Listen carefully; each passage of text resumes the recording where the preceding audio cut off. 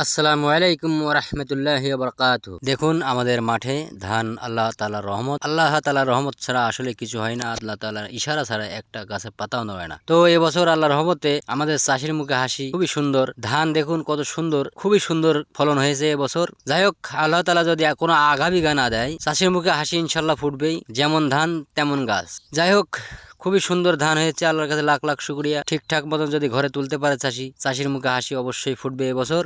প্রত্যেকটা ভুঁইতে, প্রত্যেকটা জমিনে দেখুন কত সুন্দর ধান হয়েছে। আল্লাহ তাআলার নিয়ামতের কোনো শেষ নাই। তো আমরা এই যে ধানগুলো রোপণ করার পরে এত কষ্ট করে, এত পরিচর্যা করে আজ ধানে এই যে সবগুলি শীষ বালু রেখেছে। যাই হোক, ভালোভাবে ঘরে তুলতে পারলেই ইনশাল্লাহ ভালো হবে। ভালো একটা, প্রত্যেকটা চাষি ভালো একটা লাভবান হবে। তো যাই হোক, আমাদের এই ধান ইনশাল্লাহ সারা বাংলাদেশের লোক, শহর বাজারে যারা আছে তারা সবাই কিনে খায় জানি। তো আমরা ইনশাল্লাহ ভালো একটা দাম পাবো, ভালো একটা বাজার জাত হবে এবারটা। সবাই ইনশাল্লাহ এই ধানের থেকে চাল হবে, চাল কিনতে পারবে ইনশাল্লাহ। তো আমরা আছি ইনশাল্লাহ কৃষক, আমরা চাষিগ্রস্তর ছেলে। এই যে মাঠে, এই যে রৌদ্রের ভিতরে এত খাটাখাটনি, দেখুন এখন আসলাম স্প্রে তেল বিষ প্রয়োগ করতে।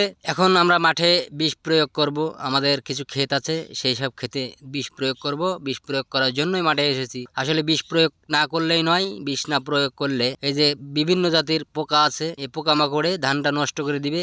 এই কারণেই এখন এই যে নতুন যেসব শীষ বালগুলো উঠেছে, আমরা ভিটামিন দেব এবং পোকার জন্য কীটনাশক দেব, যাতে পোকাটা এখান থেকে সরে যায়। দেখুন এত সুন্দর, কত সুন্দর সবুজ শ্যামলে ভরা আমাদের মা সোনার বাংলা, আমাদের যশোর জেলা। এক কথাই বলি সবসময় যে যশোর জেলা আসলে গর্বিত। আমাদের যশোরে প্রত্যেকটা ফল মূল যাই আছে, ধান থেকে শুরু করে প্রত্যেকটা ফল এখানেই উৎপাদন করি আমরা। এখান থেকে সারা বাংলাদেশেই আমরা দিই, সারা বাংলাদেশের লোকে খায়। তো আপনারা যে যেখান থেকে এই ভিডিওটি দেখছেন না কেন, অবশ্যই আমাদের এই পেজটি ফলো করবেন এবং পাশাপাশি আমাদের মনোক্তির ইউটিউব চ্যানেল আছে, ইউটিউব চ্যানেলটিও সাবস্ক্রাইব করবেন। তো আমরা আছি আপনাদের পাশে সবসময়। আমরা এই গ্রামের প্রাকৃতিক সৌন্দর্য তুলে ধরি। আপনারা অবশ্যই আমাদেরকে একটু সাপোর্ট করবেন। আমাদের ইউটিউব চ্যানেল মনোক্তি বাংলায় সার্চ দিবেন এবং পাশাপাশি আমাদের পেজটি রফিকুল ইসলাম 25 এই পেজটি ফলো করবেন ইনশাল্লাহ। আমরা সবসময় গ্রামের ঐতিহ্য, গ্রামের প্রাকৃতিক দৃশ্য এবং গ্রামের চাষাগ্রস্ত যারা আছে তাদেরকে তুলে ধরি। আপনারা অবশ্যই আমাদের এই পেজটি রফিকুল ইসলাম 25 এই পেজটি ফলো করবেন এবং পাশাপাশি আমাদের মনোক্তি চ্যানেলটি অবশ্যই সাবস্ক্রাইব করবেন।